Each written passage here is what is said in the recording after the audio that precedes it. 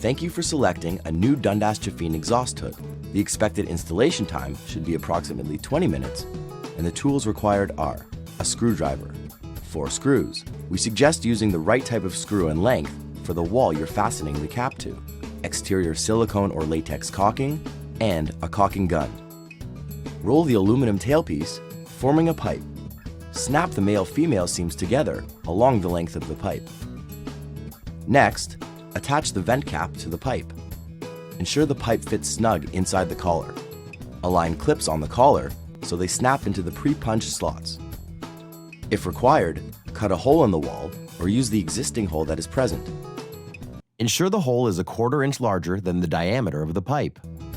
From the outside, pass the pipe through the hole opening until the vent cap lies flush against the outside wall surface. Secure the cap to the wall by screwing it in place and caulking around the reveal. Now, connect your transition duct to the tailpiece of the hood you just installed. We suggest using a worm drive clamp to ensure the 2 connections are secure.